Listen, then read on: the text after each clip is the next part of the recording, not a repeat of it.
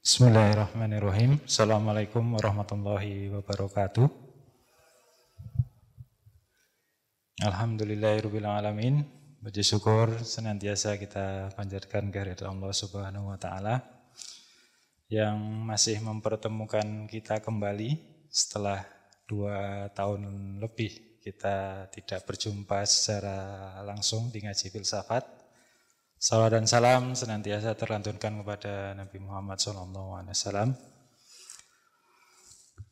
Baik, di sesi yang ke-339 pada malam hari ini, yang juga bertepatan dengan bulan Rajab, kita akan memulai sesi ngaji secara offline.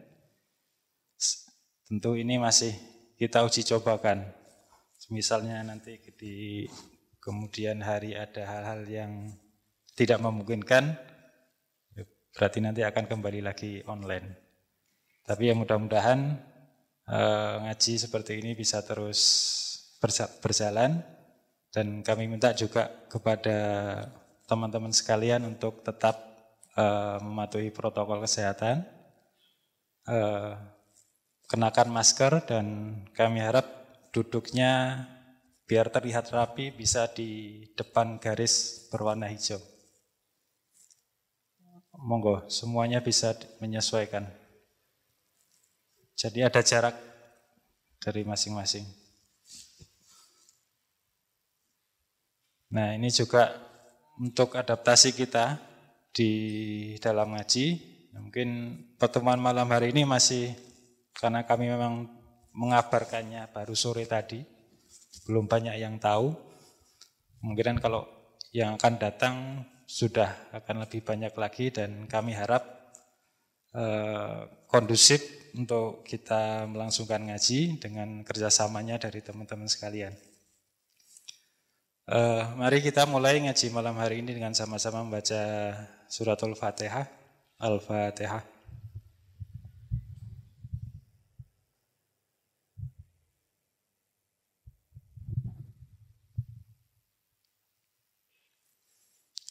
Ya, seperti ngaji yang lalu-lalu atau yang 2 tahun yang lalu, kita ngajinya langsung dari, nanti misalkan teman-teman dapat menikmati ulang di YouTube mungkin 1 hari atau 2 hari.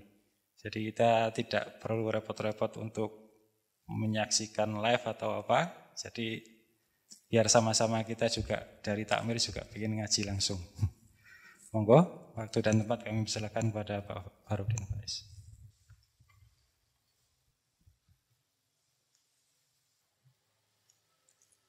Bismillah. Assalamualaikum warahmatullahi wabarakatuh. Bismillahirrahmanirrahim. Alhamdulillahi rabbil alamin. Wa bihi nasta'inu ala umurid dunya waddin. Allahumma sholli wa sallim wa barik ala habibina wa syafi'ina sayyidina wa maulana Muhammadin wa ala alihi wa ashabihi wa man tabi'ahum bi ihsanin ila yaumiddin. Amma ba'du. Alhamdulillah, teman-teman, malam hari ini kita bisa mulai kembali ngaji filsafat kita langsung live setelah kita libur sangat panjang, kurang lebih kalau tidak salah ya sekitar 2 tahun. Kita libur, malam hari ini bisa kita mulai kembali. Itu pun masih dengan beberapa syarat protokol kesehatan. Dan ini saya minta izin buka masker ya, karena suara saya itu kecil. Kalau ditutupi masker teman-teman malah tidak kedengeran. Saya khawatir juga nanti kalau ngomong sambil pakai masker terus malah bau mulutnya balik sendiri. Susah saya nanti. Megap-megap mesti ya. Jadi saya minta izin buka masker, teman-teman boleh tetap protokol kesehatan, silahkan. Baik, mengawali sesi pertama kita di bulan ini, seperti tadi sore sudah diumumkan teman-teman takmir, bahwa bulan ini kita, karena bulan Februari, seperti biasanya kita ngangkat tema-tema yang berbau cinta. Tapi khusus untuk bulan ini kita tidak cinta-cintaan di level cinta romantik, tapi kita mengambil tema cinta ilahiyah, yang dalam dunia tasawuf sering menggunakan istilah mahabbah. Mahabbah dengan definisi cinta ya. Karena kadang-kadang kalau di tradisi Indonesia, Islam Indonesia lokal tertentu itu banyak istilah-istilah yang maknanya agak geser. Kalau saya bilang mahabbah itu kadang-kadang kesannya itu mau ndungani cewek siapa biar takluk pada kita. Wah, kalau kamu nolak tak mahabbahi nanti kamu mesti patuh padaku misalnya.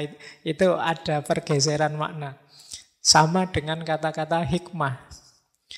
Saya itu pernah beli buku yang judulnya Ilmu Hikmah. Bayangan saya buku filsafat.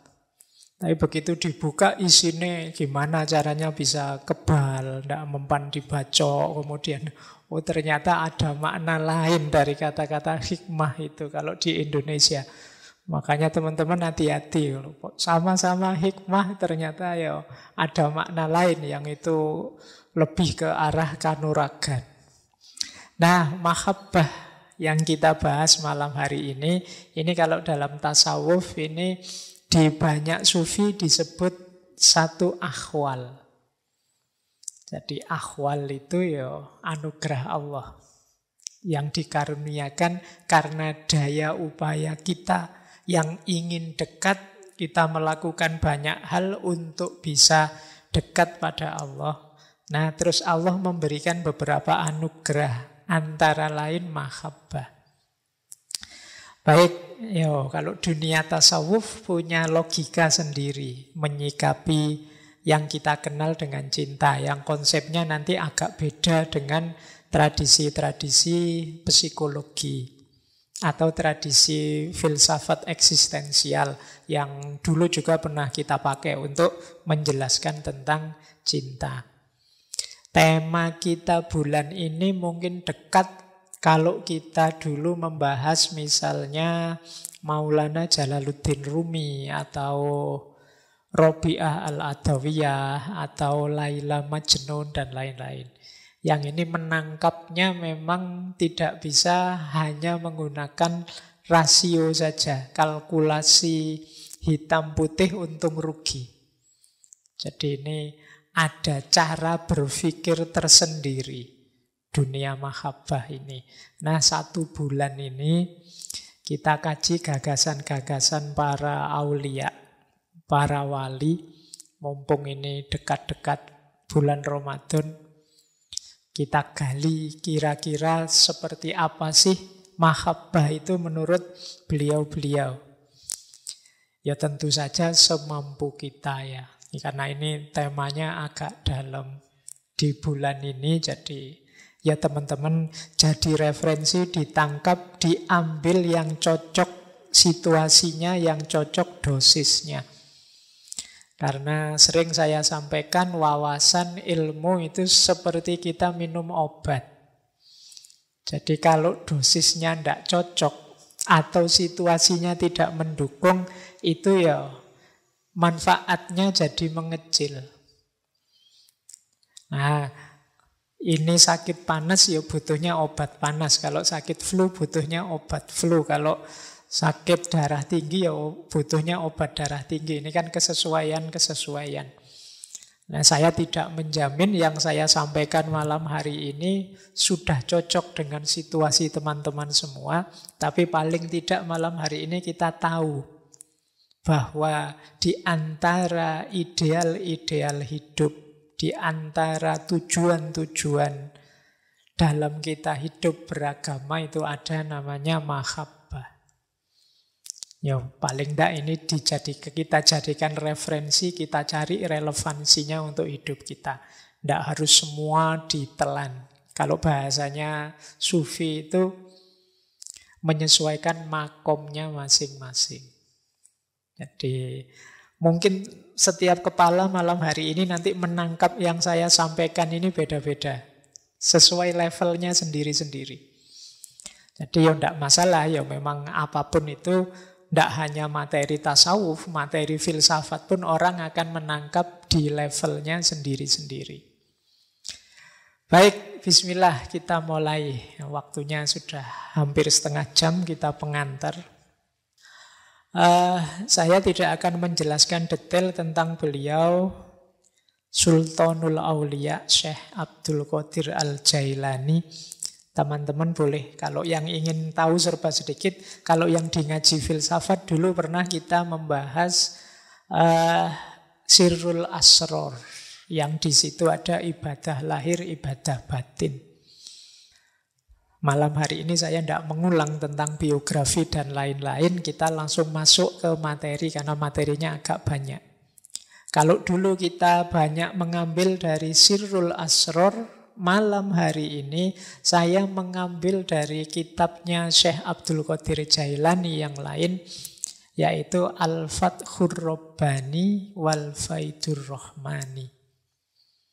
Ini meskipun kalau bahasa kampus malam hari ini kita hanya menukil saja, tidak semua tema. Kita ambil bagian-bagian yang membahas tentang mahabbatullah, cinta ilahiyah atau divine love.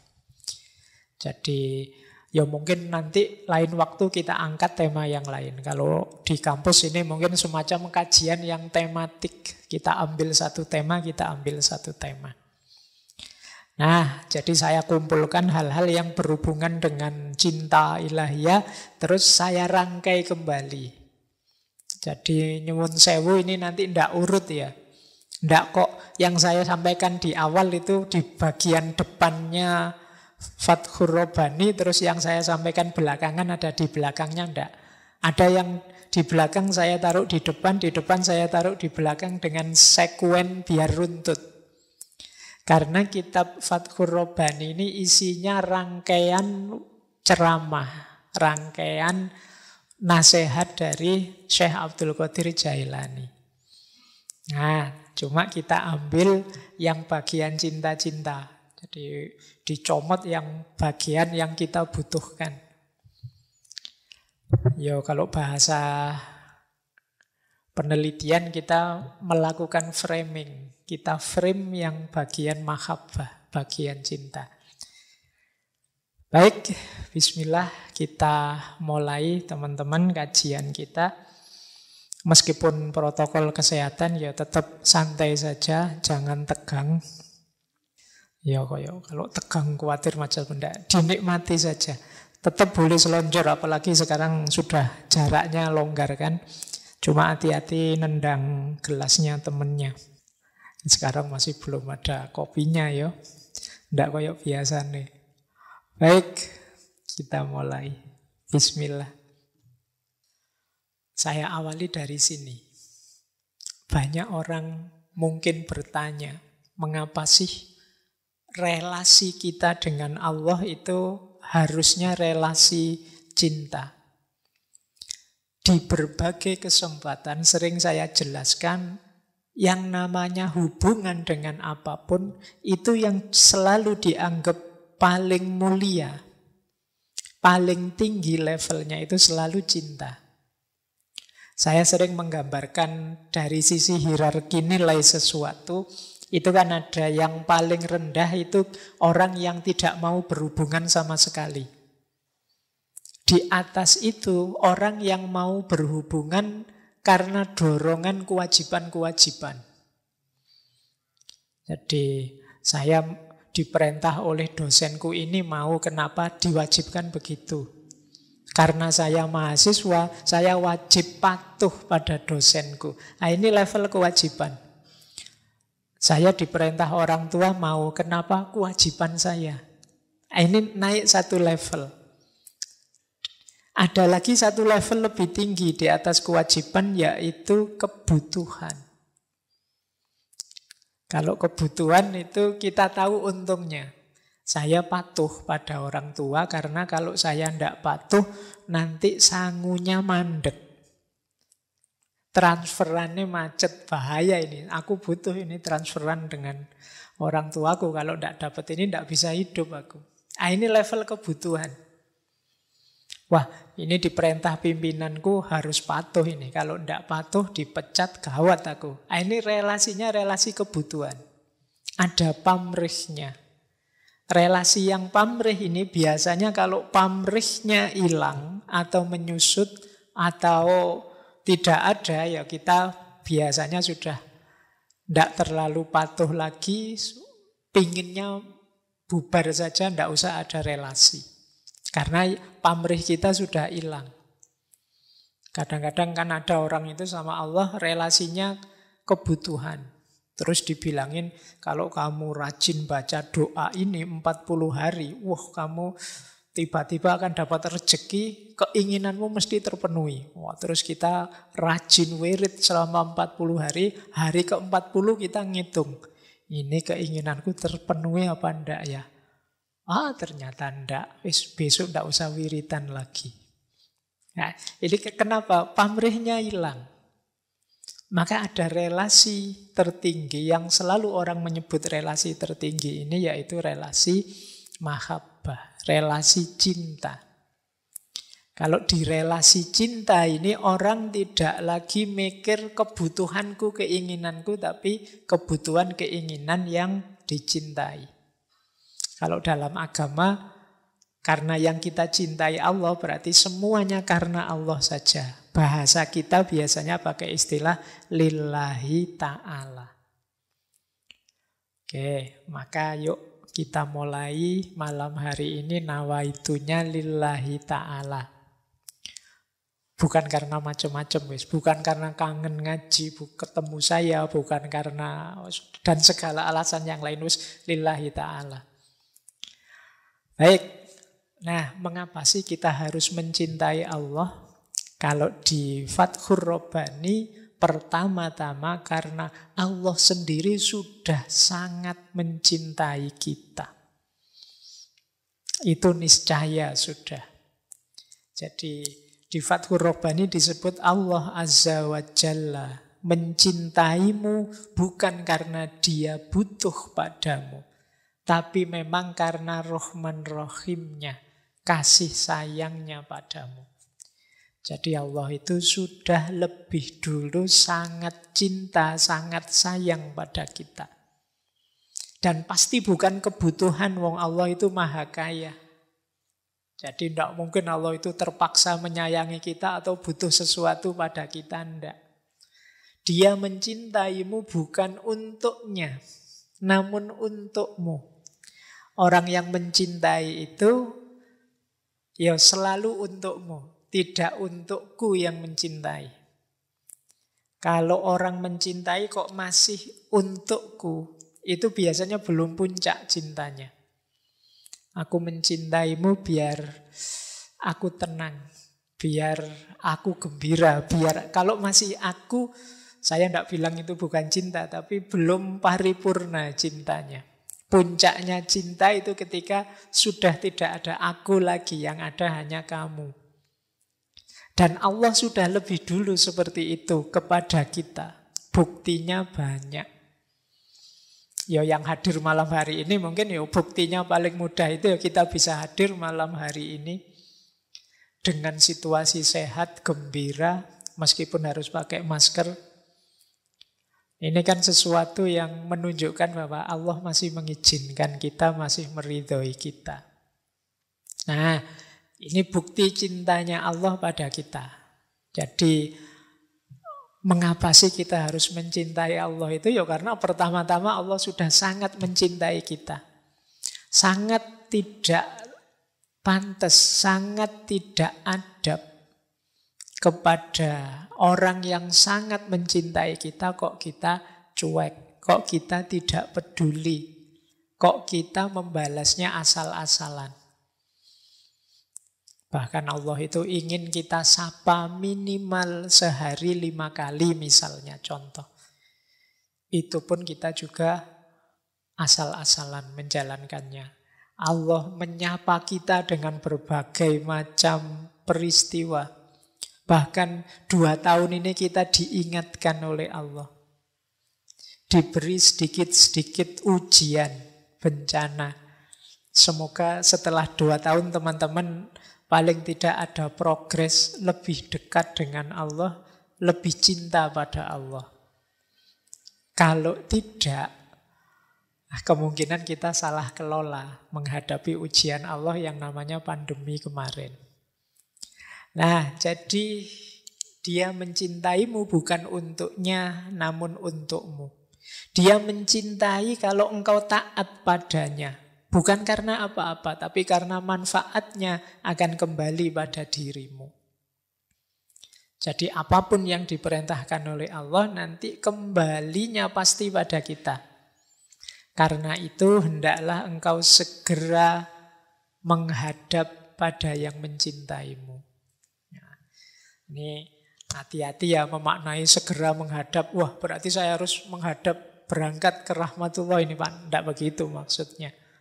Jadi maksudnya apa? Yuk hidupmu itu mungkin kemarin-kemarin madepnya kemana-mana.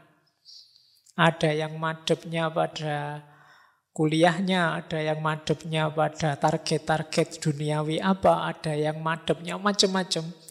Tapi sekarang yuk kita menghadapnya satu-satunya kepada Allah saja. Segala urusan dunia yang lain kita jadikan kendaraan untuk kita menghadap dan menuju Allah. Nah ini nasihat dari Syekh Abdul Qadir Jailani. Dan mari kita berpaling dari apapun atau siapapun yang mencintaimu untuk kepentingannya. Awas jangan keliru, mungkin selain Allah ada banyak yang lain yang rasa-rasanya mencintaimu. Tapi kamu tidak sadar bahwa yang lain yang mencintaimu itu punya beragam pamrih. Yang ketika pamrihnya hilang, cintanya juga hilang. Satu-satunya cinta sejati padamu yang tidak hilang itu cintanya Allah. Kalau Allah hilang cintanya padamu bisa bencana buat kita, habis kita. Senakal apapun kita, bahkan sejak zaman Nabi Adam sampai akhir zaman ini, itu kan berbagai kenakalan manusia kita temui. Tapi toh Allah tetap memberi banyak fasilitas anugerah pada kita. Maka dari paragraf yang pertama ini, paling tidak Syekh Abdul Qadir Jailani menyadarkan kita bahwa yuk mari kita berusaha mencintai Allah karena sesungguhnya Allah sudah lebih dulu sangat cinta pada kita.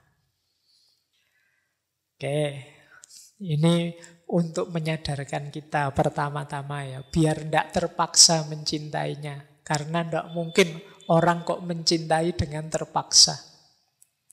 Orang itu pura-pura taat bisa, tapi pura-pura cinta tidak bisa. Jadi misalnya ya, saya sebenarnya tidak cinta padamu. Saya tak pura-pura cinta saja. Pura-pura cinta itu kan mungkin mulutnya ngomong cinta atau perilakunya menunjukkan cinta, tapi hatinya tidak. Loh, kalau hatinya tidak itu kan tidak ada nilainya. Dan hanya kita yang tahu apakah yang di dalam ini isinya cinta beneran atau tidak. Mungkin masih rajin apel, mungkin masih rajin mention, masih rajin WA, tapi sebenarnya sudah tidak ada rasa, sedang ngelirik-ngelirik dengan yang lain misalnya.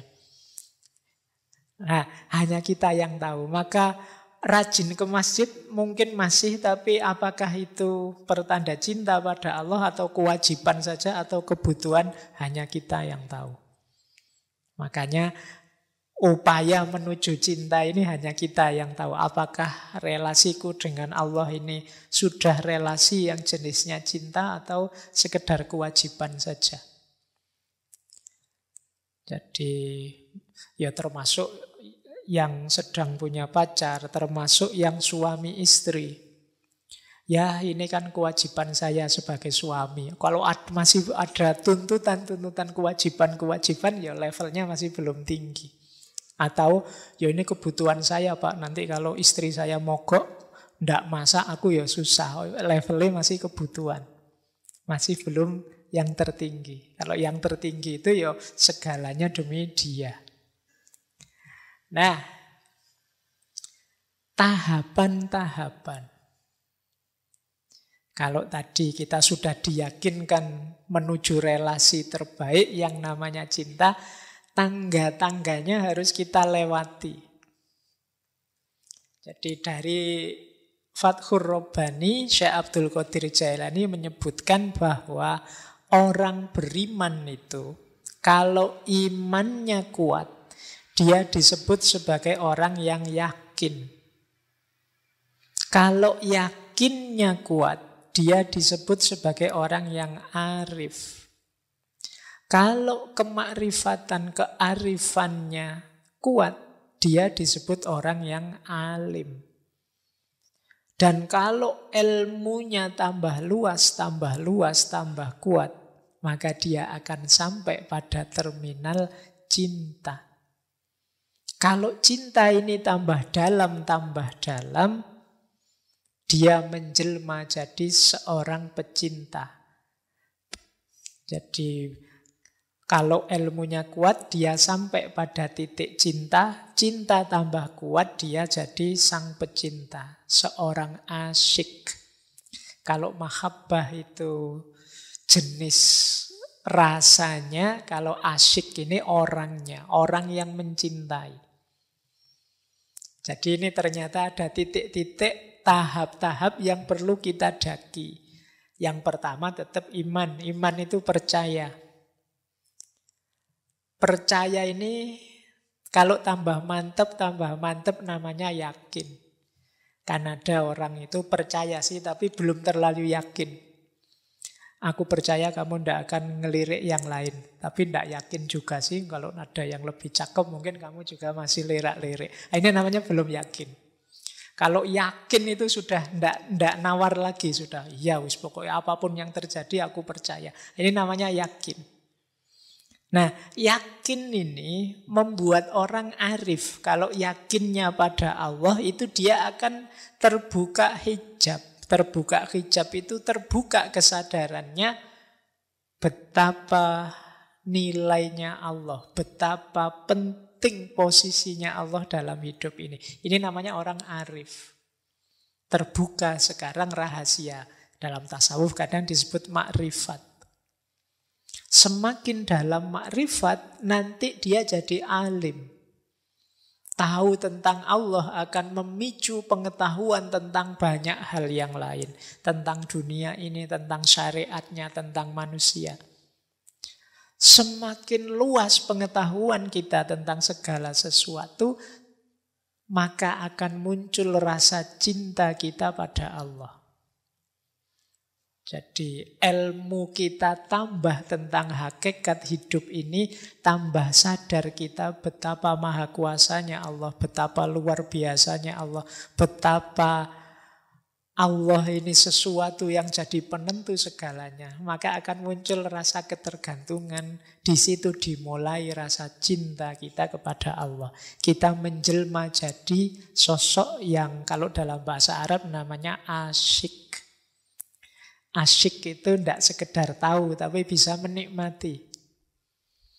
Nah, orang yang mencintai Allah itu berarti orang yang bisa menikmati Allah. Menikmati hadirnya Allah, menikmati kekuasaannya Allah, menikmati segala skenario Allah yang ditetapkan untuk hidup kita. Nah, inilah tahapan-tahapannya yang harus kita lewati. Nah, kalau kita sudah jadi asyik, orang yang sudah bisa menikmati Allah, itulah kata Syekh Abdul Qadir Jailani, kita ini orang yang cukup, orang yang dekat, dan orang yang bahagia. Orang yang cukup berarti kita tidak akan butuh lagi apapun yang lain, cukup Allah saja. Orang yang dekat itu berarti orang yang memang senantiasa sadar hadirnya Allah dalam hidupnya. Dan orang yang bahagia itu berarti orang yang saya bilang tadi bisa menikmati, gembira terus. Nah, ini setelah melalui tahapan-tahapan tadi, iman, yakin, arif, alim, mahabbah, dan asyik. Nah, ini kalau level kita itu mungkin kita sekarang sedang meniti jalan ilmu untuk memperkuat iman dan keyakinan. Pada saatnya kalau keyakinan kita tambah, insya Allah rasa cinta pada Allah itu akan muncul dari kesadaran kita, dari kearifan kita, pengetahuan kita tentang Allah. Maka penting teman-teman kita belajar terus itu dalam rangka apa? Biar sadar betapa maha kuasanya Allah. Ilmu apapun. Jadi semakin nambah ilmu, semakin kita sadar betapa luar biasanya Allah yang menakdir segalanya, memastikan segalanya di alam semesta ini. Loh itu kan, orang itu kan kalau sudah wow, kalau bahasa Arabnya takjub, itu kan lebih mudah jatuh cinta. Jadi makanya kan ada istilah cinta dalam pandangan pertama itu biasanya karena ada takjubnya. Jadi saya yakin yang sekarang punya pasangan, entah sudah resmi atau belum, itu pasti diawali dari wow. Meskipun ada yang wow-nya telat. Jadi wow-nya telat itu kan sudah akrab lama, baru sadar atau kalau kamu itu menarik. Itu kan wow-nya telat. Nah, kemungkinan kasus kita, itu kalau disebut kasus kasus kita dengan Allah itu mungkin begitu, wow-nya telat. Alhamdulillah tapi kalau kita mengalami momen wow ini, karena kita lebih dekat untuk bisa jatuh cinta pada Allah. Jadi ini tahapan-tahapan untuk menuju mahabbah. Dan nanti manfaatnya banyak. Misalnya Syekh Abdul Qadir Jailani menunjukkan nanti kalau kita sudah jadi orang yang cukup, yang dekat, yang bahagia, Allah akan menampakkan rahasia, hikmahnya, ilmunya, takdirnya, keinginannya, perkaranya, kekuasaannya, dan segala sesuatu. Keberhasilan, anugerah, dan lain sebagainya. Ini manfaat-manfaat dari kedekatan dan cinta kita kepada Allah. Baik, lanjut. Letaknya di mana? Kalau ini kita sudah hafal sejak di berbagai sesi. Letaknya mahabbah, cinta itu ada dalam hati. Jadi semua obat, kata Syekh Abdul Qadir Jailani, terletak dalam penyerahan diri di hadapan Allah. Memutus kausalitas, mengosongkan diri dari Tuhan-Tuhan selain Tuhan Al-Haq. Terapi yang manjur terletak dalam pengesaan Allah menurut hati, bukan lisan. Tauhid dan zuhud, keduanya tidak ada dalam tubuh atau lisan. Tauhid terletak dalam hati, zuhud dalam hati, makrifat dalam hati, takwa dalam hati, pengetahuan tentang Allah di hati, cinta Allah dalam hati, dekat dengannya juga dalam hati. Jadi perangkat-perangkat keutamaan, perangkat-perangkat kemuliaan hidup itu sebagian besar adanya dalam hati. Ini di beberapa sesi sering kita jelaskan. Lah terus akal di mana, Pak? Akal itu pasukan yang sangat kuat. Rasio itu kalau bahasanya Imam Ghazali panglima perang. Dialah nanti yang memberdayakan segala yang ada di hati tadi. Cinta itu ada di hati. Bagaimana kita mengelola cinta, bagaimana kita memanifestasikan cinta dalam hidup kita, itu akal kita sangat diperlukan. Karena kalau tidak mungkin jangan-jangan Mau kita membahagiakan yang kita cintai, hasilnya malah menyusahkan yang kita cintai. Di situ gunanya akal. Jadi makanya sering saya ditanya, Pak, kalau orang sudah jatuh cinta lupa segalanya itu kan boleh-boleh saja Pak melakukan hal-hal yang tidak masuk akal. Tidak. Jadi mencintai, jatuh cinta itu satu hal, bagaimana kita menjalankan, mewujudkan ideal-ideal cinta itu hal yang lain. Maka teman-teman juga harus pintar melakukan manajemen cinta. Kalau bahasanya Erich Fromm dulu namanya seni mencintai. Seni mencintai ya, bukan seni bercinta ya. Karena kalau bahasa Indonesia seni bercinta itu maksudnya beda. Seni mencintai. Bagaimana mencintai yang bertanggung jawab. Bagaimana mencintai yang tidak merusak. Baik yang dicintai maupun kita yang mencintai. Mengapa kok kita yang mencintai jangan rusak? Lah kalau kita rusak nanti yang mencintai siapa? Yang menghidupkan cinta siapa? Baik, jadi letaknya mahabbah ada di dalam hati. Berarti apa? Kalau hati rusak, hati gelap, hati salah orientasi, ya segala kemuliaan tadi bisa rusak, bisa gelap, bisa salah orientasi termasuk cinta. Jadi ada orang yang jatuh cinta melakukan banyak perbuatan yang akhirnya malah menghancurkan nilai cinta itu sendiri. Pasti bukan cintanya yang salah, tapi hatimu yang gelap. Kamu kehilangan orientasi, kehilangan kiblat sehingga cinta itu kamu jalankan dengan cara yang negatif. Akhirnya sesuatu yang mulia jadi rusak. Sering saya jelaskan ya, kalau ada air bersih atau ada susu yang bersih dimasukkan dalam wadah yang kotor beracun, itu yang terjadi adalah susunya jadi susu beracun, bukan wadah bersusu. Kebalik.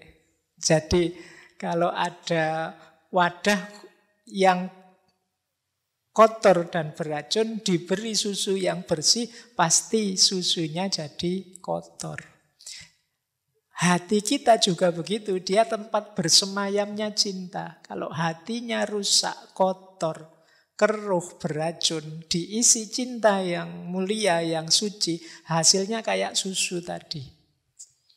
Susunya bisa jadi beracun. Itu yang membuat kadang-kadang orang salah paham cinta itu menyengsarakan. Cinta itu menyakitkan. Cinta itu, ya mungkin cinta itu menyakitkan karena mungkin kemarin hatimu isinya banyak pamrih-pamrih kotor duniawi misalnya. Masuk Pak, saya sakit sekali Pak. Saya pacaran itu berapa tahun, pegang tangan aja belum dapat misalnya. Pikiranmu ke situ terus. Akhirnya kamu sakit sendiri, salahmu dewe, targetmu ke sana. Nah mungkin sama Allah juga begitu. Saya itu sebenarnya ingin dekat cinta sama Allah. Tapi saya berdoa tidak dikasih-kasih Pak. Saya pingin misalnya nilai saya asal jangan tidak lulus saja. Ada yang tidak lulus. Padahal saya berdoa sudah mati-matian itu Pak. Saya pakai puasa segala saya pakai. Ternyata tetap terancam DO saya. Di mana Allah ini? Ya misalnya menulis, isimu, batinmu, wadahmu memang keruh. Kamu isi cinta, cintanya jadi ikut keruh. Maka penting kesadaran letaknya mahabbah itu di hati. Berarti apa? Jagalah hatimu. Jernihkan hatimu agar kalau cinta masuk, dia tetap dalam kemuliaan kejernihannya. Karena kalau tidak, itu tadi, barang baik bisa jadi kotor. Oke, kita lanjutkan. Nah, kalau sudah ngerti, sekarang kita awali dari syarat-syaratnya. Syarat-syarat mahabbah. Yang pertama, ini saya bilang ya, teman-teman nanti kalau buka Fathur Rabbani, paragraf-paragraf yang saya kutip ini pasti ada, tapi ndak urut. Jangan dicari urut ya, slide awal mesti lebih awal saya bilang tadi. Ini meloncat-loncat, ini semacam kajian yang tematik.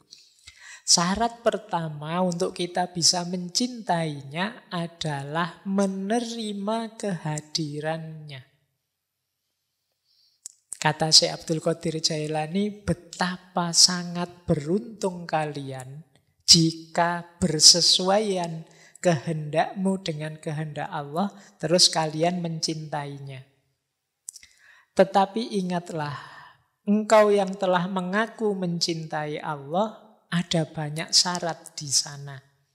Di antara syarat mencintainya adalah Allah terasa lebih selaras dalam hatimu dari selain dirimu. Di antara syarat yang lain, hendaknya engkau tidak tenteram dan bergantung kepada selain Allah. Kemudian syarat selanjutnya, engkau gembira mesra bersamanya. Tidak takut apapun saat bersamanya. Bila kecintaan pada Allah bersemayam di kalbu seorang hamba, ia senantiasa akan serba mesra bersamanya dan membenci apa yang mengganggunya. Jadi kata Syekh Abdul Qadir Jailani, ada syaratnya. Mengapa sih kok Pak saya jatuh cinta pada Allah itu sulit? Lebih mudah jatuh cinta pada yang lain, jatuh cinta pada idol-idol yang lain lebih mudah. Kok sama Allah sulit? Mungkin karena kita belum memenuhi syaratnya. Yang saya ringkas dengan satu kalimat, menerima hadirnya. Jadi menerima hadirnya Allah itu, kalau bahasanya Syekh Abdul Qadir Jailani, selaras, kita sesuaikan keinginan kita dengan keinginannya Allah. Nah, kita cocokkan. Ini biasanya orang kalau sudah cinta otomatis ini terjadi. Tapi kalau belum cinta itu kan harus dicocokkan dulu. Persis seperti kalian misalnya sedang ngejar-ngejar siapa dalam rangka nembak misalnya. Itu kan kalian menyesuaikan ritme dengan dia yang kalian kejar. Dia biasanya sukanya misalnya makan di warung mana. Itu kan kalian ikut ke warung situ. Atau dia senengannya apa, kalian juga ikut begitu. Dalam rangka apa? Menyelaraskan ritmenya. Biar nanti kita nyambung. Kalian misalnya ingin mencintai orang tua atau dicintai orang tua. Itu kan kalian ambil strategi apa saja harus saya lakukan yang membuat orang tua senang. Nah, itu namanya menyelaraskan. Nah, pada Allah juga begitu. Yuk kita selaraskan bahwa keinginannya Allah itulah keinginanku. Awalnya agak maksa memang, karena kita belum ada di level cinta, kita masih ada di level kewajiban dan kebutuhan. Tapi ayo kita terima hadirnya Allah dalam berbagai versinya. Dalam berbagai versi dalam tanda petik, melalui syariatnya, melalui alam semesta ini, dengan menghidupkan kehendak-kehendaknya dan lain sebagainya. Jadi syarat pertama itu. Syarat kedua adalah kita tidak merasa tentram atau tergantung pada yang selain Allah. Ini syarat kedua. Pokoknya segalanya Allah saja. Kehilangan yang bukan Allah tidak masalah, jangan sampai kehilangan Allah. Nah, ini namanya kita tidak bergantung pada yang selain Allah. Kok terasa bahwa saya ini ketergantungan pada yang bukan Allah? Ini kita merasa tidak nyaman, tidak tentram aku. Kok aku ketergantungan pada uang ya? Kok aku ketergantungan pada HP ya? Kok aku ketergantungan pada apapun itu yang bukan Allah? Kata Syekh Abdul Qadir Jailani, ini akan sulit membuat kita jatuh cinta pada Allah. Satu-satunya ketergantungan harusnya Allah saja. Jadi ketergantungan itu kan rasa tidak bisa lepas. Kan hari ini kita banyak secara tidak sengaja menampilkan ketergantungan kita. Wah, saya kalau tidak ada HP tidak bisa, Pak. Itu ketergantungan. Saya kalau tidak ada laptop tidak bisa, Pak. Itu ketergantungan. Saya, Pak, kalau tidak ada listrik, wah mending tidak usah hidup saja, Pak, misalnya. Listriknya maksudnya. Masuk kamu tidak ada listrik mau bunuh diri. Tapi kan rasanya gelap itu, kayak kiamat kita. Waduh, listrik kok mati ya, ketergantungan. Padahal zaman dulu tidak ada listrik, simba-simba kita juga masih bisa seneng-seneng gembira. Mungkin lebih gembira dari kita sekarang. Tapi sekarang kita ketergantungan pada listrik, ketergantungan pada HP. Zaman saya masih ngalami tidak ada HP. Masih ngalami telepon. Saya masih ngalami telepon itu saja barang mewah yang luar biasa, tidak semua orang punya. Dan teknologi berkembang begitu pesatnya, di titik kita hari ini ketergantungan dengan telepon genggam. HP itu pun harus cerdas, kita namai smartphone. Itu pun sehingga kadang-kadang smartphone-nya lebih cerdas dari orangnya. Kualitasnya HP kita itu kan berkali lipat dari kita. Kita kalah cerdas, kita kalah soleh. HP kita sering ngaji, kita tidak pernah ngaji. Iya kan?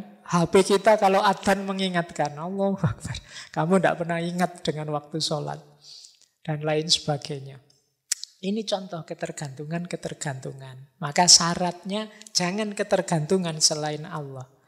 Terus yang ketiga, gembira. Ketika sadar bahwa Allah hadir. Nah, padahal kapan dalam hidup kita Allah itu tidak hadir? Allah itu kan tidak hadir dalam hidup kita ketika kita tidak sadar hadirnya Allah. Karena Allah tidak pernah tidak ada, tidak pernah tidak hadir. Berarti apa? Hadir atau tidaknya Allah itu sebenarnya tergantung kesadaran kita. Allahnya sendiri senantiasa sadar. Bahkan Allah sampai ud'uni, panggillah aku, astajib lakum, maka akan aku jawab. Berdoalah padaku, akan aku kabulkan. Jadi Allah di banyak momen memanggil kita, mengingatkan kita akan kehadirannya. Bahkan sekali-sekali agak menguji, agak memberi kita sedikit sakit agar kita ingat akan kehadirannya. Nah, mari ketika kita sadar hadirnya Allah, kita terus gembira. Begitu ada banyak masalah kita hadapi, terus kita sadar, wah ya, ada Allah. Terus plong kita. Allah, masalah apa sih yang tidak selesai kalau ada Allah? Apa sih yang aku sedihkan kalau Allah itu ada? Problem apa yang harus membuat aku tidak gembira kalau adanya Allah? Tidak ada masalah yang tidak selesai kalau kita sadar adanya Allah. Jadi caranya orang jatuh cinta adalah gembira ketika sadar hadirnya. Nah, ini syarat-syarat untuk kita bisa mahabbah. Kita lanjutkan ya, karena ini masih panjang. Nah, syarat kedua, ini berhubungan dengan ketergantungan tadi, yaitu membuang cinta dunia. Diperhatikan kalimatnya ya, bukan membuang dunia. Tidak mungkin kita membuang dunia, wong kita hidup di dunia. Tapi membuang cinta dunia. Nah, di Fathur Rabbani ini kan memang kitab kumpulan ceramahnya beliau.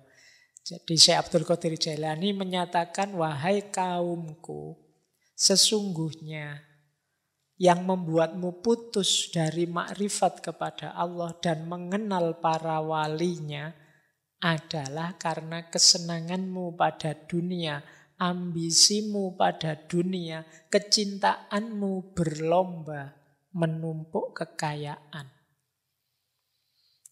Ya, orang yang cinta pada dunia biasanya terus berambisi pada dunia, terus dia berlomba-lomba menumpuk dunia.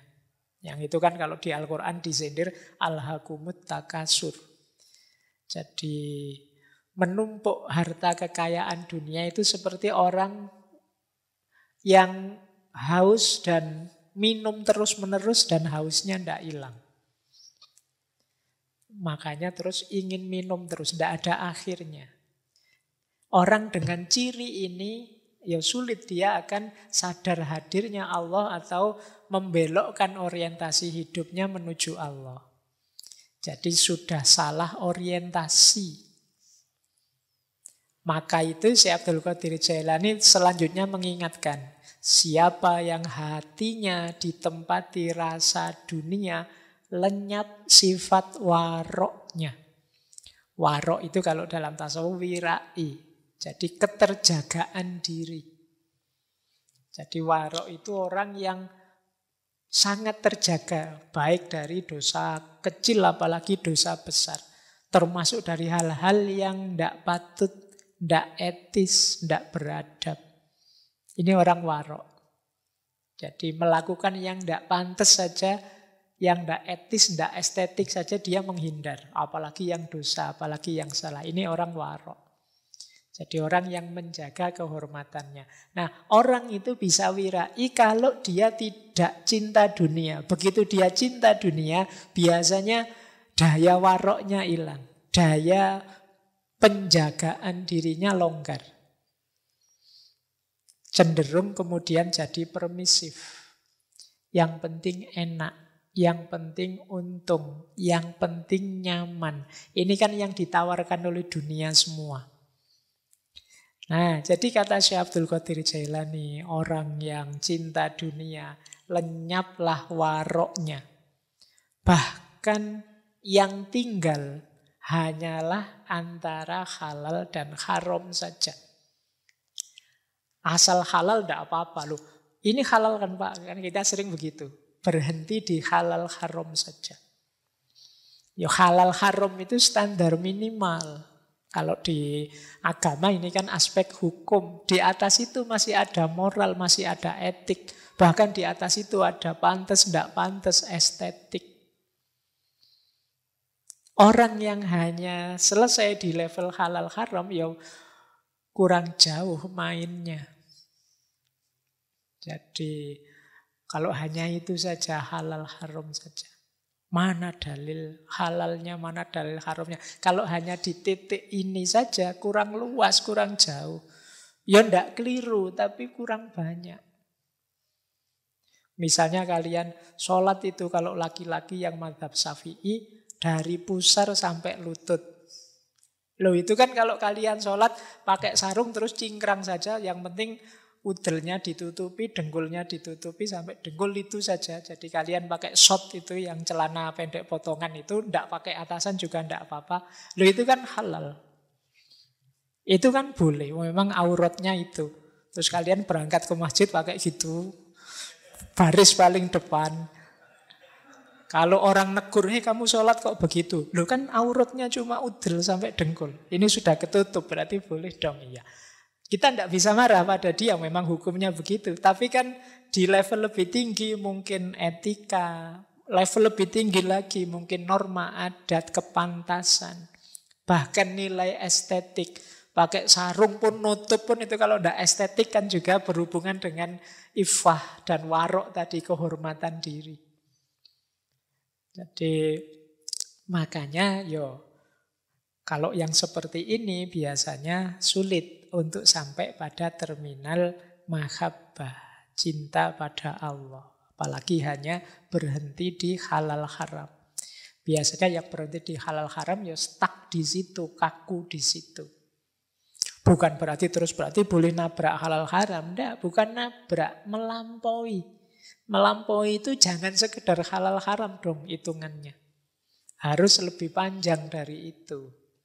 Nah ini cara memahaminya seperti itu yang disampaikan Syekh Abdul Qadir Jailani ini. Akibatnya apa sih kalau orang yang semacam ini dia lenyap rasa malunya di hadapan Tuhan. Tidak sadar Tuhan mengawasinya. Enggan muraqabah. Muraqabah itu rasa selalu diawasi oleh Allah. Itu namanya muraqabah.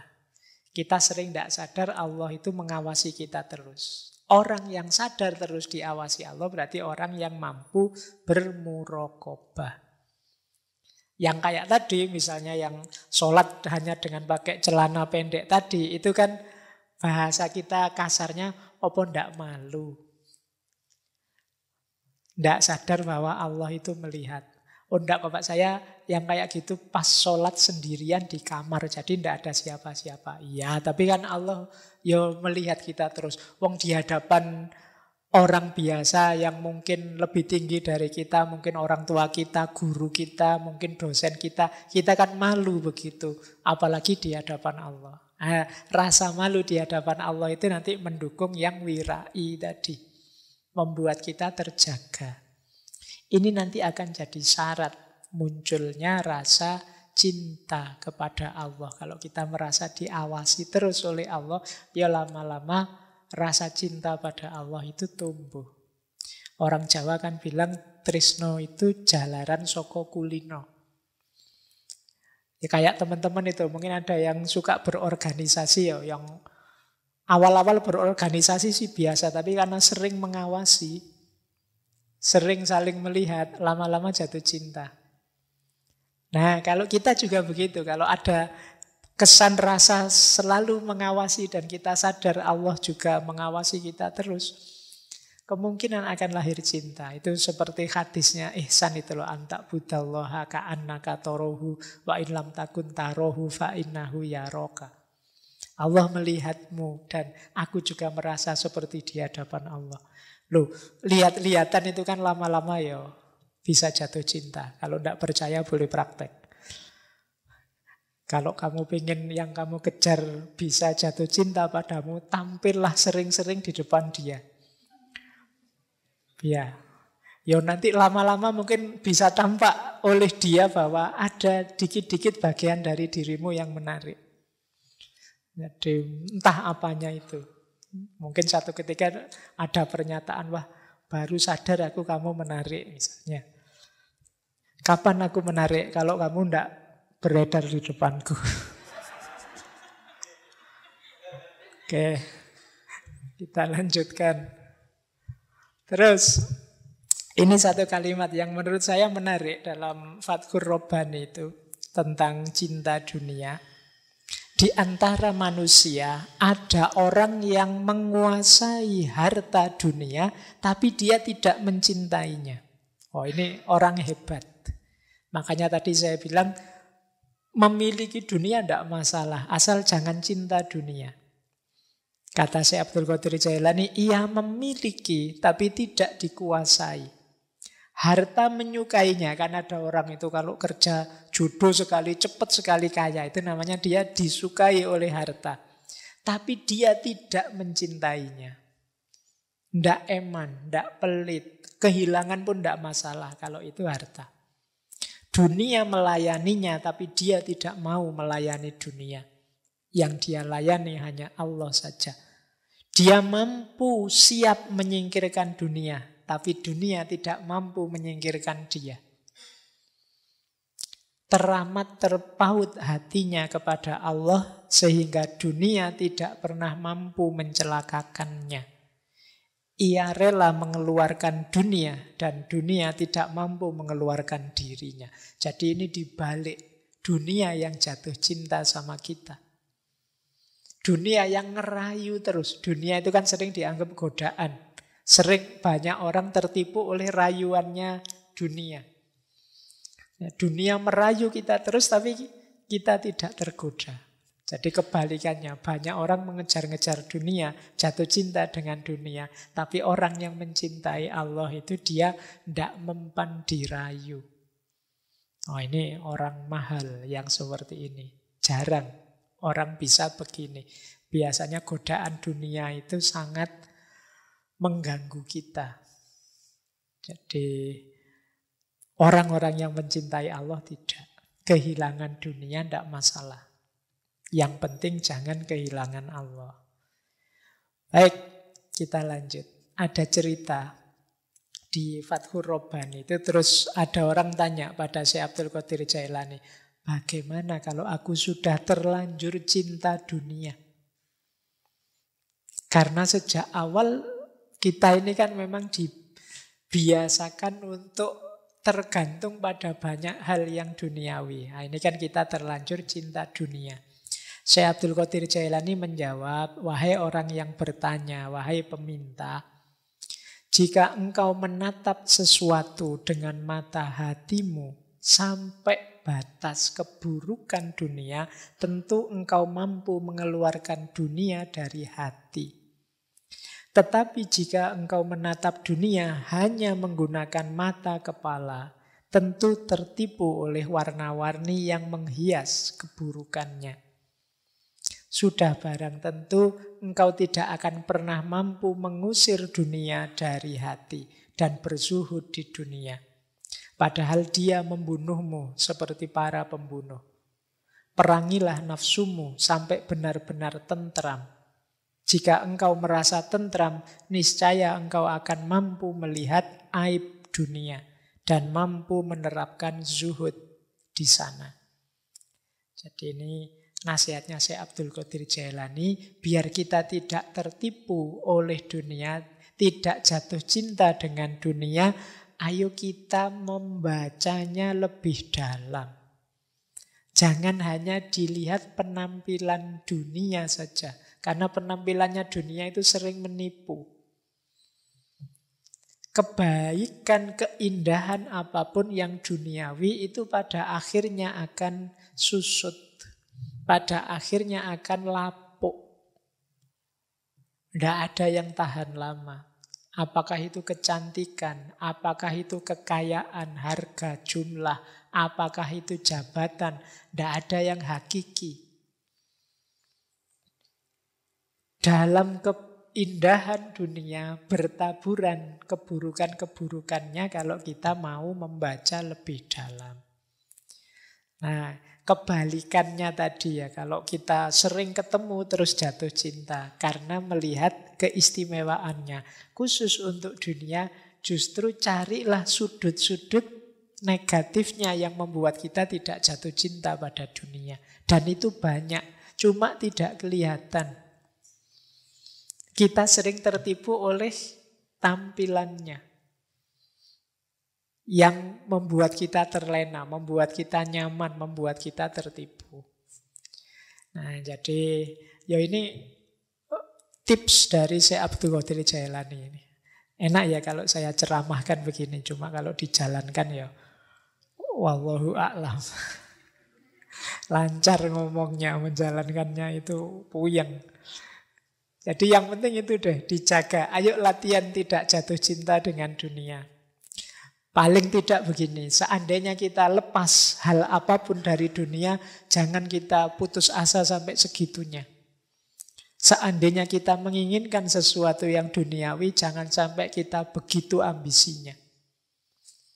Itu saja dulu sudah luar biasa, karena orang itu punya kecenderungan kalau bercita-cita sesuatu yang duniawi itu, seolah-olah kalau itu diperoleh terus hidup kita pasti beres. Padahal manusia itu keinginannya tidak pernah ada kata berhenti. Ya seperti al-hakumut takasur tadi.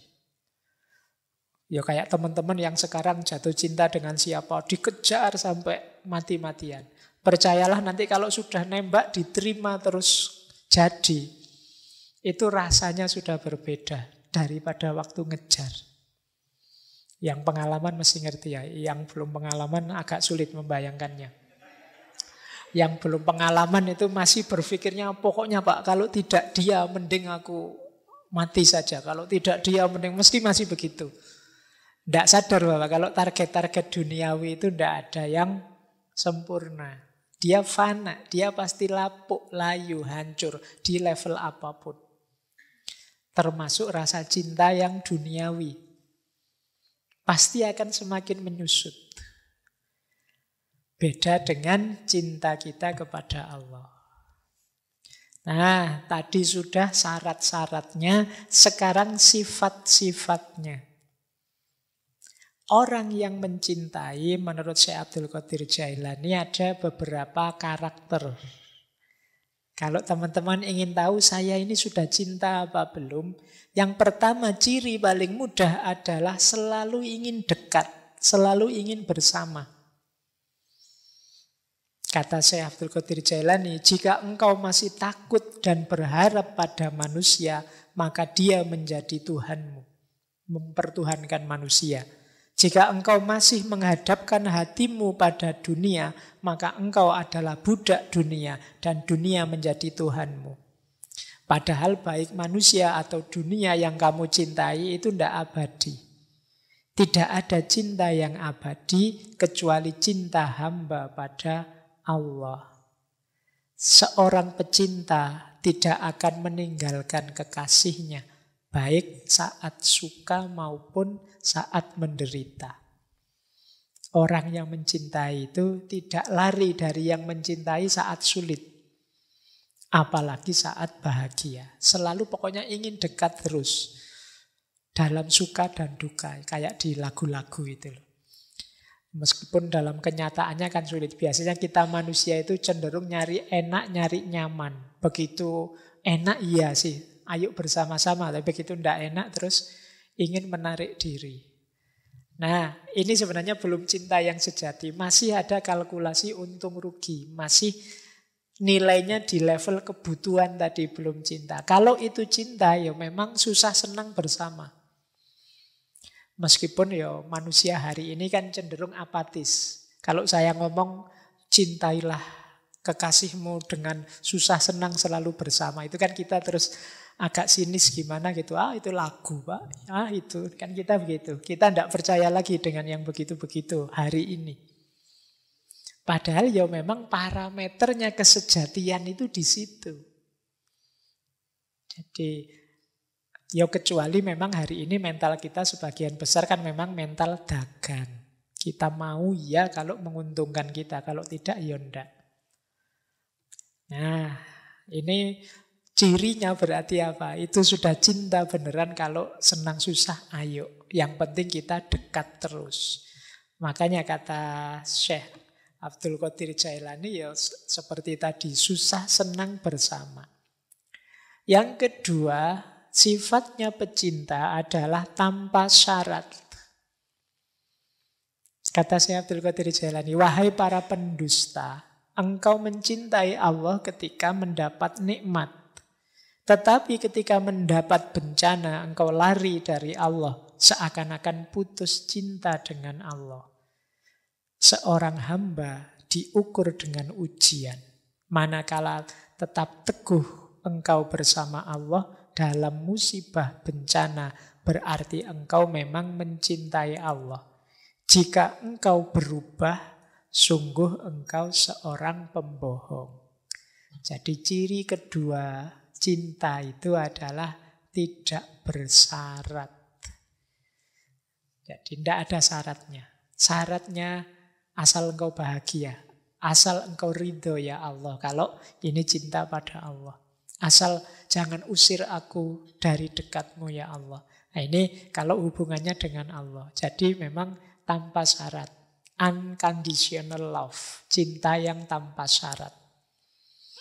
Itu yang cinta yang sejati, termasuk pada Allah. Jadi kalau masih ada jika, kalau dengan syarat, aku mencintaimu asalkan kamu mau ini ya, asalkan kamu mau itu ya. Ini masih belum sejati. Saya tidak bilang itu bukan cinta, mungkin proses menuju cinta, tapi belum murni cinta. Masih ada perhitungan untung rugi. Biasanya kalau tidak beranjak dari perhitungan untung rugi ini, kalau dia merasa tidak untung lagi di situ, ya dia menarik diri. Atau syarat-syaratnya tidak terpenuhi, dia menarik diri. Mengapa engkau cinta padaku? Karena engkau cakep. Itu kalau cakepnya hilang, kan syarat cintanya hilang. Karena engkau kaya, itu kalau kayanya hilang, syarat cintanya hilang. Berarti ya cintanya ikut hilang. Tidak tanpa syarat. Kepada Allah juga begitu. Saya mau dekat cinta sama Allah, Pak. Biar apa? Biar kalau saya ingin apa-apa terkabul semua. Bayangkan kalau saya minta ini terpenuhi, minta itu terpenuhi. Asik sekali. Jadi Allah itu kita posisikan kayak lampunya Aladin. Itu kan di kisah 1001 malam itu kan ada simbol sindiran yang luar biasa pada kita namanya Aladin. Ini pengarangnya luar biasa, 1001 Malam itu tokohnya adalah Aladdin, orang yang berpegang pada agama. Tapi tujuannya apa? Biar dapat lampu yang apapun keinginannya terpenuhi. Jadi kadang-kadang Allah itu kita posisikan kayak lampu ajaib. Jadi kalau kita sedang butuh, kita gosok-gosok, kita ya Allah semoga kan menurut terus. Dia hanya kita jadikan alat pemenuh keinginan kita saja. Relasi kita dengan Allah harusnya kan kita ini hambanya, Allah yang merintah kita. Tapi kita sering kitalah yang merintah-merintah Allah. Sehingga kalau tidak terpenuhi kita marah-marah. Ya Allah kan saya sudah minta cum laude, Mas. Masa lulusnya kok IP-nya cuma sekian? Apakah engkau tidak tahu maksudnya cum laude itu apa ya Allah? Jangan-jangan kamu begitu. Jadi kita sering memposisikan Allah begitu. Allah itu seperti lampu wasiatnya Aladdin. Nah, ayo latihan kita levelnya lebih tinggi sedikit. Kita hubungan kita dengan Allah dasarnya cinta. Nah, ini lanjutannya sifat seorang pecinta itu tabah. Tangguh kalau ada kesulitan. Makanya di Fathur Rabbani ada cerita satu ketika seorang laki-laki mendatangi Rasulullah. Wahai Rasulullah, aku ini sangat mencintaimu. Terus Rasulullah menjawab, siapkan dirimu dengan kefakiran sebagai pakaianmu. Kemudian ada orang lain datang pada Rasulullah bilang, ya wahai Rasulullah, aku ini sangat mencintai Allah. Kata Rasulullah, ambillah bencana sebagai pakaian. Ini maksudnya apa? Ya kalau kamu mencintai Allah, mencintai Rasulullah, jangan gentar dengan kesulitan, kemiskinan, bala, bencana. Karena memang mencintai Allah dan Rasulullah itu biasanya disertai berbagai ujian. Karena cirinya orang mencintai itu ya diuji ketabahannya. Keseriusan orang yang mencintai itu kan ketika ada masalah. Ketika ada problem, ketika ada ujian. Kalau lancar-lancar saja sih tidak masalah, no problem. Begitu ada masalah nanti teruji. Ini cinta beneran apa nyari enaknya saja. Begitu ada masalah kok minggir lali. Kemarin-kemarin ketika asik tidak ada masalah. Sehari bisa setiap jam itu WA-nya bisa 40-50 WA. Tapi begitu ada masalah minggir dia. Ditelepon aja tidak diangkat. Nah, ini berarti masih belum sejati. Masih ingin enaknya sendiri, nyamannya sendiri. Dan Allah tahu benar. Makanya Rasulullah mewanti-wanti orang yang bilang mencintai ini, ya sudah. Kalau begitu kamu siap-siap fakir. Siap-siap menghadapi balak bencana. Bukan berarti begitu mencintai mesti miskin, mesti fakir. Enggak. Ujian akan datang. Bila perlu ujiannya itu ujian kekayaan, ujian kesuksesan. Yang membuatmu kadang-kadang lupa, khilaf, alpa. Kalau diuji kemiskinan mungkin malah sadar. Karena, waduh ya Allah, aku diuji dengan kemiskinan, mohon aku sabar. Itu lebih, orang kalau dalam bencana kan lebih mudah ingat Allah. Tapi kalau ujiannya kekayaan itu biasanya lebih berat. Ujiannya kesuksesan lebih berat. Tapi yang jelas cinta kita pasti tidak akan tanpa ujian. Pasti ada ujiannya. Cirinya berarti tabah. Makanya di bagian lain Fathur Rabbani, Syekh Abdul Qadir Jailani menyebut, janganlah engkau lari dari balak. Karena bersama balak ada kesabaran. Dan kesabar itu fondasi setiap kebaikan. Fondasinya kenabian, kerasulan, kewalian, kearifan, dan juga cinta adalah balak yang bersambung dengan sabar. Jadi jika engkau tidak sabar atas balak, berarti engkau tidak punya fondasi. Mencintai Allah perlu ketabahan, perlu kesabaran. Dulu para nabi, para rasul, para wali juga semuanya begitu. Bekalnya sabar atas ujian dan kesulitan. Tidak menyerah. Untuk jadi kekasihnya Allah. Untuk bisa mencintai Allah, kita penting punya kualitas tabah dan sabar atas bala yang menimpa kita. Ini ciri selanjutnya seorang pecinta. Kemudian ada ciri lagi, yaitu menomorsatukan yang dicintai, bahkan dari dirinya sendiri. Kata Syekh Abdul Qadir Jailani, para wali Allah itu senantiasa tidak memiliki kecenderungan hati kepada makhluk. Karena cintanya hanya Allah saja. Mereka ini seperti orang peka, tuli, buta. Manakala hatinya dekat dengan Allah, mereka tidak mendengar siapapun kecuali mendengar Allah. Tidak melihat kecuali melihat Allah. Melihat dengan hati. Jadi tidak melihat hatinya kecuali melihat Allah. Melihat dengan hati itu berarti menyadari hadirnya Allah dalam dirinya. Mereka berada di antara jalal dan jamalnya Allah. Di antara jalal dan jamalnya Allah itu melihat apapun itu dilihat aspek jalaliyah dan jamaliyahnya Allah. Jalaliyah itu keagungan, kebesaran, kekuatannya Allah. Jamaliyah itu keindahannya Allah. Melihat gunung misalnya, melihat gunung yang sedang meletus dahsyat luar biasa. Kita Allahu Akbar. Ini namanya kita lihat jalaliyahnya Allah, kebesarannya Allah. Tapi melihat gunung di pagi hari, misalnya sunrise, luar biasa indahnya ya gunung itu. Nah, kita tidak berhenti di gunung, tapi kita sadari gunung itu adalah refleksi jamaliyahnya Allah, keindahannya Allah. Melihat tsunami, jalaliyahnya Allah. Melihat laut yang indah, jamaliyahnya Allah. Yang di sini putra, sana putri. Noleh sini jalaliyahnya Allah. Noleh sana jamaliyahnya Allah. Karena saya cowok, nanti kalau yang pembicaranya putri mungkin dibalik.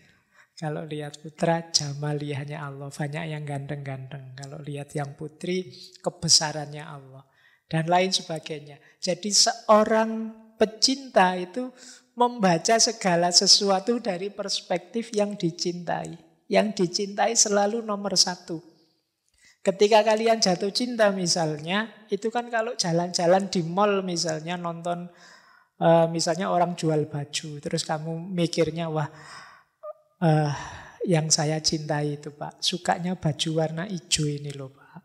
Dia sukanya baju model. Jadi yang kamu pikir duluan yang dicintai. Begitu masuk ke restoran, wah ini kalau sama pacar saya Pak, dia biasanya pesen es teh ini Pak. Biasanya pesen tempe biasanya itu. Karena saya memang ngajaknya cuma ke angkringan.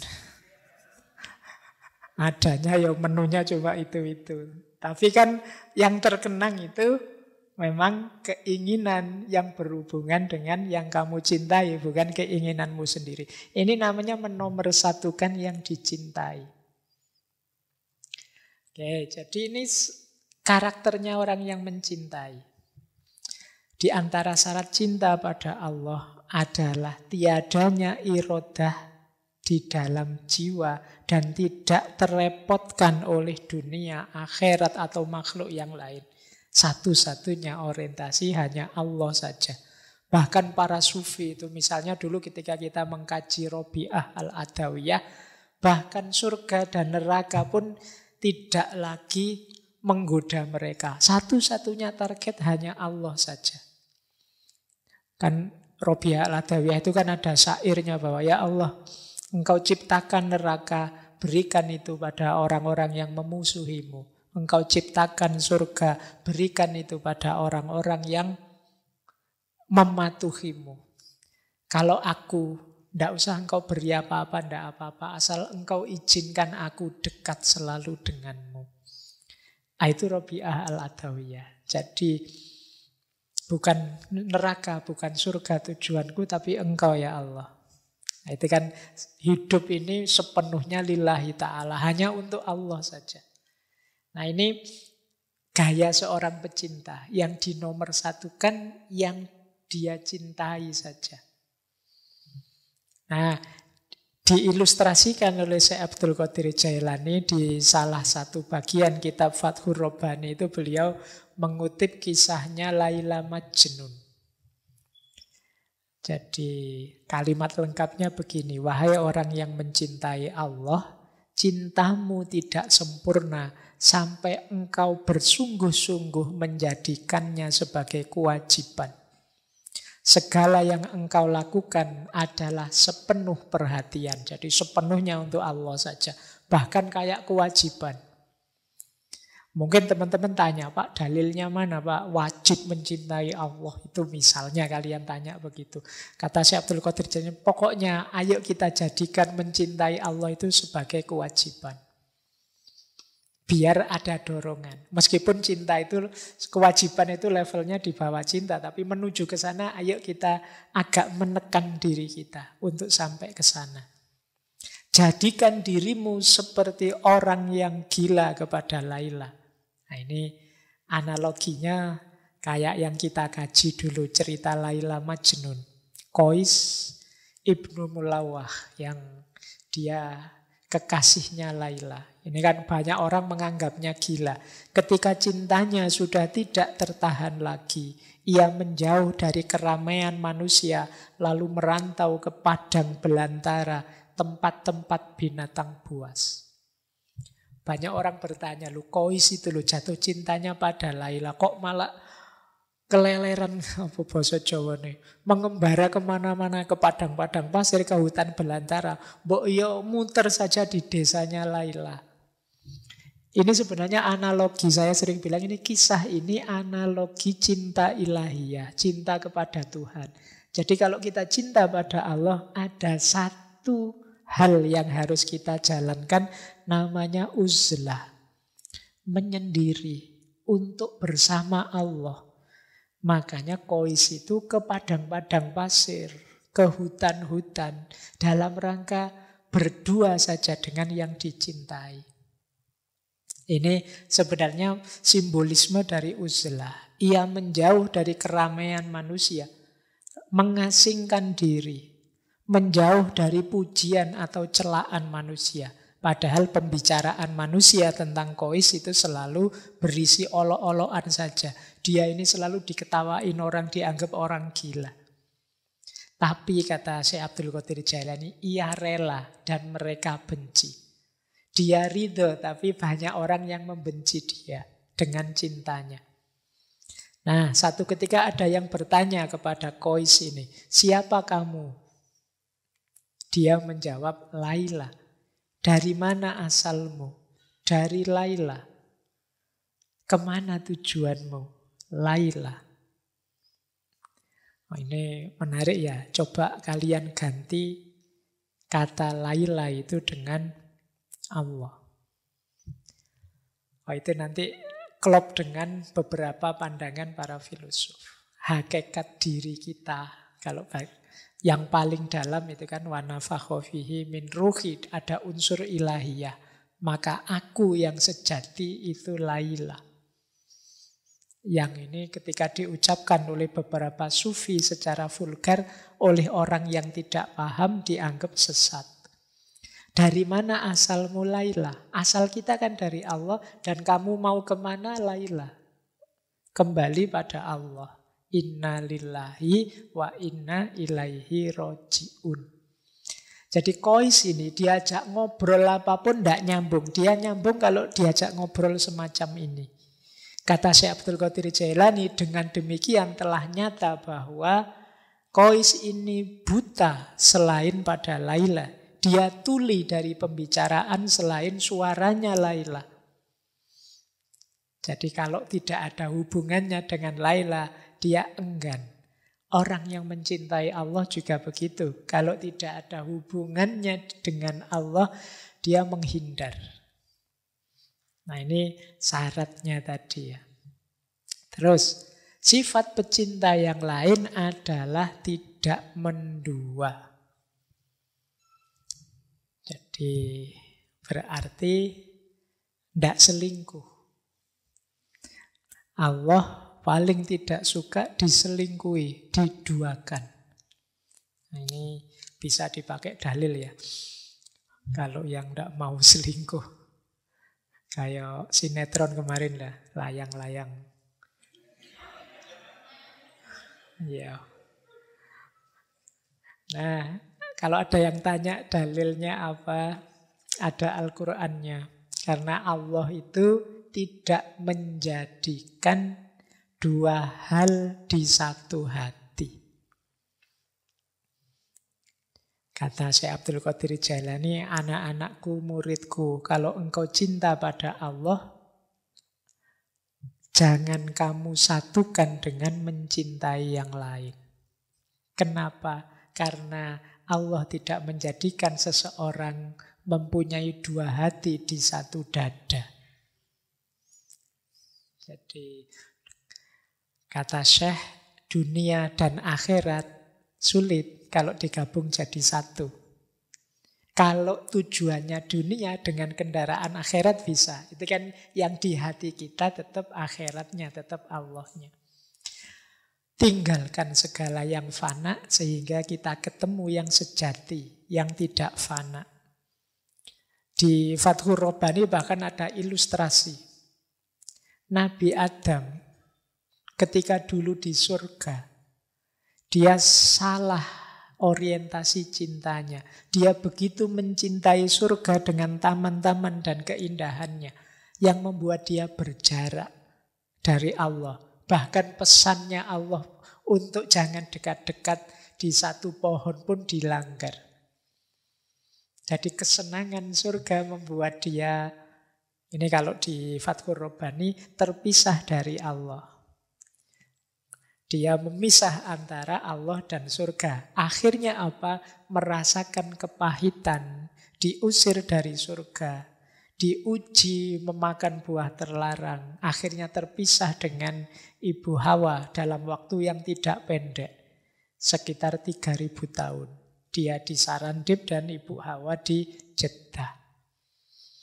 Nah, ini ilustrasi. Nabi Yakub juga begitu. Begitu sayang dia sama putranya Yusuf. Akhirnya oleh Allah diuji dengan perpisahan yang cukup lama. Sampai saking sedihnya nangis sampai matanya buta.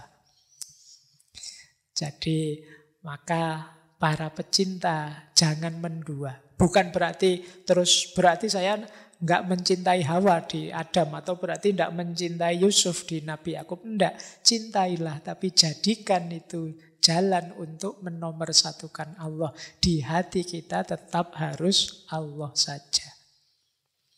Nah, ini sifat pecinta. Nah, sifat pecinta selanjutnya adalah takut dan mengharapkan. Nanti silahkan teman-teman dibaca sendiri ya. Yang penting saya jelaskan maksudnya. Orang yang mencintai itu takut kehilangan yang dicintai dan mengharapkan ridhonya yang dia cintai. Itu pasti. Kalau tidak ada ini, kemungkinan belum cinta. Kamu takut nggak ditinggal dia? Enggak Pak, kalau ditinggal yo nyari lagi gitu aja kok repot. Itu pasti belum cinta. Kalau cinta pasti takut ditinggal dan berharap dekat terus, bareng terus. Kepada Allah juga begitu. Ingin dekat terus, ingin bareng terus. Takut Allah murka, takut Allah marah, takut Allah tidak ridho, tidak berkenan. Ini sifat pecinta selanjutnya. Kemudian, nah ini kita masih setengah sebenarnya. Ini jalannya. Jalan kita untuk menempuh cinta ilahiyah atau mahabbah adalah yang pertama uzlah. Jadi menurut Syekh, ini satu paragraf ini saya baca agak menarik. Suatu kecelakaan bagi orang bodoh. Mengapa dia tidak mau belajar? Tapi 7 kali lipat kecelakaan bagi orang berilmu. Mengapa tidak mau beramal? Sehingga lenyap barokah ilmunya dan lepas tanda keilmuannya. Yang benar bagaimana? Berilmulah, beramallah, kemudian jauhkan dirimu sementara dari makhluk untuk menumbuhkan rasa cinta kepada Allah. Karena kalau kamu dekat terus dengan makhluk, kemungkinan besar kamu tergoda dengan dunia. Maka ada jalan yang lebih lurus, lebih utama. Ayo kita cari ilmu, mari kita mengamalkan ilmu. Dengan ilmu dan amal ini, mari kita mendidik diri. Antara lain dengan uzlah sebentar. Uzlah ini menjauh. Ya kalau uzlah ini ya tergantung situasi kita. Teman-teman silahkan mengambil strategi uzlahnya sendiri. Mungkin Pak, saya uzlahnya sepertiga malam terakhir saja ya Pak. Kalau ke gua saya tidak kuat Pak, jauh dari mall misalnya. Nggak bisa belanja saya Pak dan lain sebagainya. Ya tidak apa-apa Pak, saya uzlahnya bisanya seminggu sekali Pak. Ya kalau akhir pekan saja, kebetulan masih jomblo jadi saya sendirian. Ada momen untuk uzlah. Uzlah itu dalam rangka apa? Refleksi, muhasabah, menghitung diri. Demi peningkatan kualitas diri. Jangan terus-terusan kamu terlibat dengan orang lain, dengan makhluk. Kuatirnya kamu tidak kritis. Orang itu kan kalau dekat terus biasanya terus jadi tidak kritis. Jeleknya tidak kelihatan. Nah, jadi berilmu, beramal, kemudian menjauh sebentar untuk refleksi. Dari situ cinta akan muncul, berkembang. Dan kata Syekh di belakang itu, jangan dikira dengan uzlah itu kita akan tenggelam, dilupakan orang. Kata Syekh banyak cerita dengan kehendaknya Allah. Justru perbuatan itu mampu memasyhurkan, memperharum namamu di hadapan makhluk. Bahkan semakin menambah bagianmu. Kadang-kadang kan kita heran. Para aulia, orang-orang yang dicintai Allah ini kok rasanya kerja apa ya mereka, tapi kok kaya-kaya ya. Kok selalu seolah-olah datang sendiri rezekinya.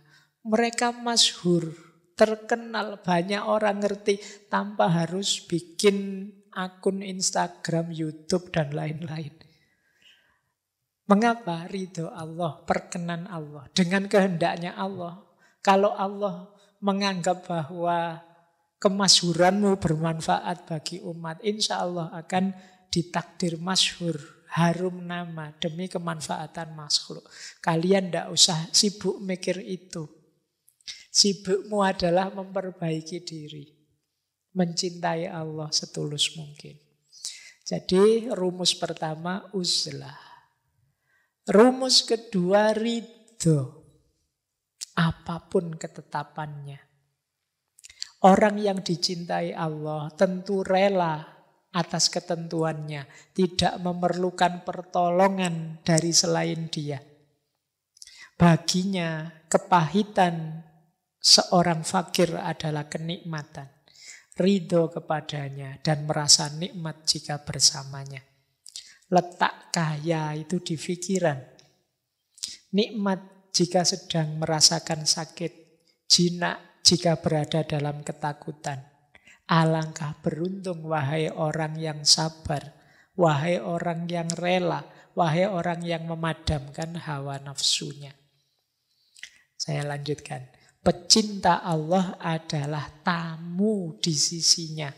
Dan tamu tidak milih makanan, minuman, pakaian yang disediakan oleh tuan rumah dalam segala situasinya. Namun jika ia senantiasa terus-menerus berdiam, sabar, rela, maka kepada tamu yang seperti itu katakan gembiralah. atas apa yang engkau lihat dan jumpai. Jadi ini maksudnya, cirinya untuk jalan kita mendapatkan cinta pada Allah adalah ridho.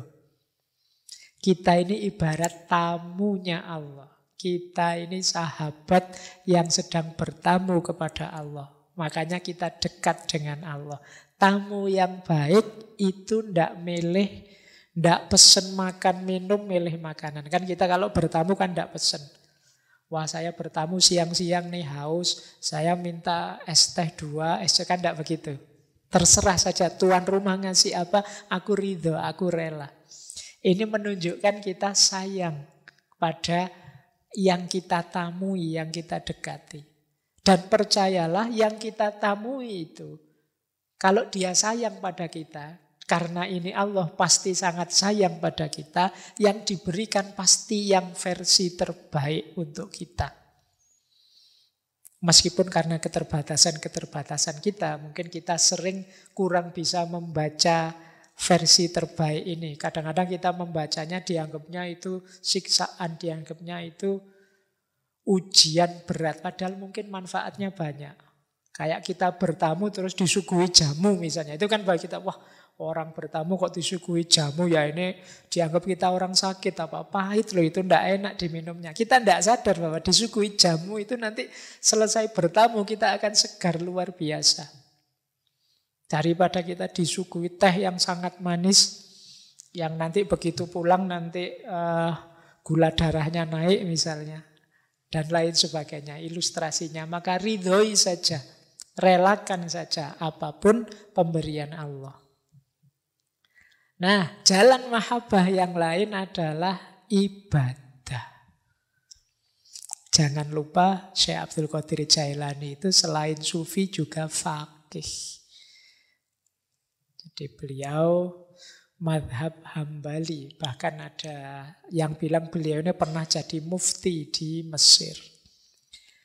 Nah, kata Syekh, jika ibadahmu benar, pasti Allah mencintaimu. Itu yang engkau rasakan di hatimu. Yang membuat hatimu mesra bersamanya. Takorrub pun tanpa disertai susah payah. Dan engkau tidak merasa kesepian. Karena Allah bersamamu. Lalu engkau terus-menerus ridho kepadanya dalam segala hal. Bahkan andai saja dunia ini terasa sempit dan peluang-peluangnya tertutup bagimu. Engkau merasa Allah yang maha luas tetap bersamamu. Jadi orang yang mencintai itu, jalur yang diambil adalah jalur ibadah. Pengabdian total sepenuhnya kepada Allah. Jadi kalau ada yang nganggap wah sufi itu sudah tidak sholat lagi, tidak ibadah lagi, tidak. Di hampir semua sufi yang sering kita lihat itu selalu menyarankan tidak meninggalkan syariat ibadah. Jika ibadah kita benar, insya Allah Allah mencintai kita. Kalau Allah mencintai kita, pasti akan ada efek positifnya dalam hidup kita. Pasti akan terasa. Kebaikan-kebaikan akan kita lakukan, takorrub yang kita lakukan itu akan berjalan tanpa susah payah. Kita tidak akan kesepian lagi. Kita akan lahir ridho pada Allah. Tadi kan kita disuruh ridho. Kalau kita aktif dan semangat beribadah, di antara keistimewaan yang dianugerahkan Allah adalah ridho dan juga kelapangan hidup. Nah, ini jalan ibadah. Saya lanjutkan. Nah, jalan lain mahabbah adalah bagaimana kita jadi rahmat bagi sesama. Jadi berarti apa? Kalau kita sudah mencintai Allah, jalan yang lain untuk menumbuhkan cinta Allah pada kita adalah mari kita bekerja, kemudian mengambil manfaat dari kerja kita, membantu fakir miskin, menjadi rahmat bagi sesama. Ringkasnya, mari kehadiran kita bernilai positif, kontributif pada sekeliling kita. Jangan hanya Kita seneng-seneng gembira karena kedekatan kita pada Allah, kita juga harus peduli sesama. Kita juga harus ikut bersama-sama ngajak mereka, ngajak yang lain untuk juga dekat dan mencintai Allah. Berarti hadir kita jadi rahmat bagi sesama. Kata Syekh, beliau mengutip sabda Rasulullah, manusia itu adalah keluarganya Allah. Dan manusia yang paling dicintai Allah adalah yang paling berguna bagi keluarganya. Mari kita jadi orang yang paling berguna bagi keluarga kita. Siapa keluarga kita? Manusia. Semuanya saja. Ini jalan cinta. Jadi jalan untuk menumbuhkan cintanya Allah pada kita dan cinta kita kepada Allah. Nah, jalan yang lain adalah melakukan segalanya demi dan untuk Allah. Jadi kalau ini sudah sejak awal tadi kita jelaskan, orang yang mencintai itu melakukan apapun niat awalnya karena Allah dan tujuan akhirnya untuk Allah. Mengapa aku melakukan ini? Karena aku tahu Allah ridho dengan yang aku lakukan ini dan tujuannya juga untuk Allah. Jadi dari Allah menuju Allah. Kemudian kita tambah satu lagi aspek hasilnya apa sih? Mahabbah itu menurut Syekh Abdul Qadir Jailani, buahnya mahabbah yang pertama, kalau ini efek ya, semacam dampaknya. Yang pertama adalah keselamatan. Di paragraf yang saya kutip itu, Syekh Abdul Qadir Jailani mengutip dua orang kekasihnya Allah. Yang pertama Nabi Ibrahim, yang kedua Nabi Musa. Nabi Ibrahim diselamatkan oleh Allah ketika Allah berfirman pada api, jadilah dingin dan menyelamatkan. Jadi orang yang mencintai Allah, dia akan selamat dari apinya dunia, dari terbakar oleh hawa nafsu duniawi. Dia juga sebagaimana Nabi Musa yang diselamatkan dari tenggelam oleh lautan. Kata Syekh Abdul Qadir Jailani, seolah-olah Allah berfirman pada laut, wahai lautan dunia, jangan engkau tenggelamkan hambaku yang tercinta ini. Jadi di antara dampaknya, dampak itu ya teman-teman tidak usah terlalu fokus ke sini. Insya Allah nanti Allah turun sendiri menyelamatkan kita kalau kita mencintainya. Sebagaimana Ibrahim tidak menyangka ternyata api tidak bisa membakar dirinya. Sebagaimana Nabi Musa tidak tahu sebelumnya bahwa tongkat itu bisa membelah laut. Allah menyuruh memukulkan tongkat, ya dipukulkan saja. Ternyata lautnya terbelah. Itu Nabi Musa juga tidak diceritai oleh Allah sebelumnya. Jadi tidak terbayang. Nabi Ibrahim juga begitu. Tapi keimanan, keyakinan, dan kecintaan mereka pada Allah yang membuat mereka mantap. Dan akhirnya ada buah dari kecintaan itu, yaitu keselamatan. Nah, terakhir buahnya mahabbah apa? Ketika kita mencintai Allah, timbal baliknya tidak hanya Allah mencintai kita, tetapi sesama kita dan alam semesta pun akan mencintai kita. Kata Syekh Abdul Qadir Jailani, taubatlah padanya atas luka dosamu.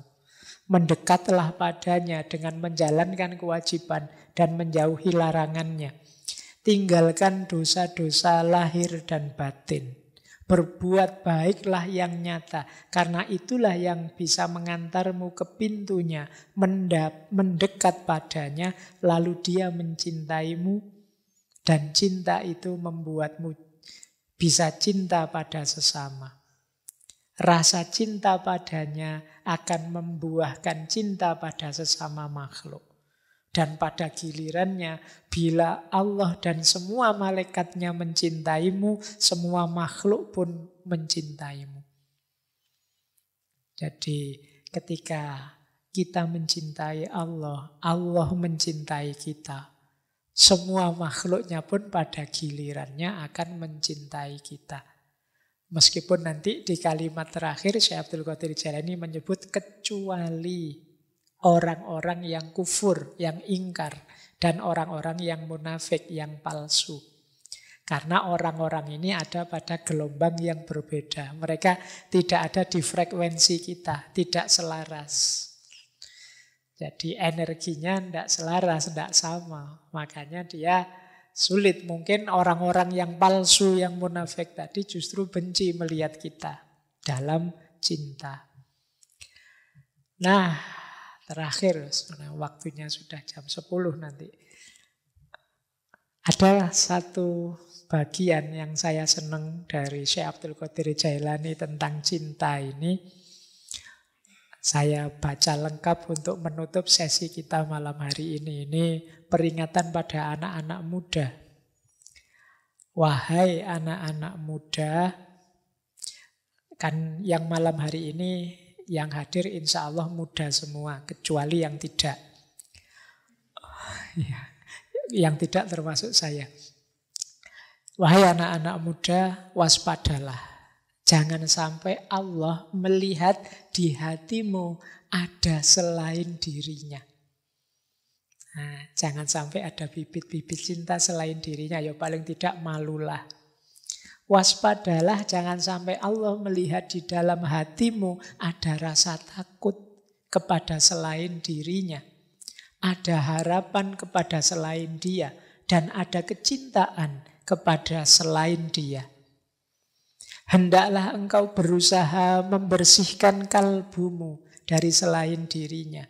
Hendaklah engkau tidak memandang kemudorotan ataupun manfaat kecuali itu datang dari Allah belaka. Engkau selalu dalam rumahnya dan menjadi tamunya. Wahai anak muda, ingatlah bahwa segala sesuatu yang engkau lihat adalah wajah-wajah yang palsu. Dan yang engkau cintai adalah cinta yang semu. Yang bisa membuatmu mendapat hukuman kalau tidak hati-hati. Jadi ini cinta dunia. Cinta yang benar dan tidak akan mengalami perubahan adalah cinta kepada Allah. Dialah yang seharusnya engkau lihat dengan matamu. Itulah cinta orang-orang siddiq yang dipenuhi limpahan keruhanian. Mereka tidak mencintai hanya dengan keimanan, tetapi juga dengan keyakinan dan kesaksian. Hijab atau tirai mereka tersingkap sehingga mereka bisa melihat perkara-perkara yang tersembunyi. Engkau melihat apa yang tidak mungkin dapat mereka jelaskan. Jadi orang-orang yang mencintai Allah ini, mereka ini terbuka hijabnya. Dia tahu banyak rahasia. Sehingga mereka sendiri kadang mengalami karomah-karomah anugerah dari Allah. Kita melihat dari mereka kadang-kadang hal-hal yang tidak dapat dijelaskan. Semuanya anugerahnya Allah. Nah ini nanti bagian boleh diulang-ulang oleh teman-teman. Karena menurut saya ringkesan dari yang saya jelaskan kurang lebih 2 jam tadi ya bagian ini. Untuk cinta pada Allah. Nah, terakhir, paling akhir, mungkinkah engkau sebut cinta Allah sedang cinta itu engkau sertai dengan dusta, kemunafikan, dan riak atas namanya? Kalimat yang terakhir ini untuk kita hati-hati, yang akan merusak cinta 3 hal ini. Dusta, kemunafikan, dan riya. Kalau cinta pada Allah berarti dusta, kemunafikan, dan riya atas nama Allah. Ini dipertanyakan oleh Syekh Abdul Qadir Jailani. Karena kalau ada dusta, Kalau ada kemunafikan, kepura-puraan, dan ada riya, hanya ingin pamer saja, apa mungkin itu cinta? Baik, saya kira itu ya teman-teman untuk pemanasan kajian offline kita. Insya Allah nanti kita lanjutkan di tokoh selanjutnya, wali Allah selanjutnya di minggu depan di tema yang sama. Saya akhiri sekian, kurang lebihnya mohon maaf. Wallahul muwafiq, wallahu a'lam bissawab. Wassalamualaikum warahmatullahi wabarakatuh. Terima kasih kami sampaikan kepada Pak Faiz yang sudah memberikan banyak ilmunya pada kita semua. Yang minimal story-nya teman-teman itu sudah penuh dengan petuah dari Syekh Abdul Qadir Jailani. Mari kita tutup ngaji malam hari ini dengan sama-sama membaca hamdalah. Alhamdulillahirabbil alamin. Terima kasih atas kehadiran dan kerawahannya semua. Saya akhiri, assalamualaikum warahmatullahi wabarakatuh.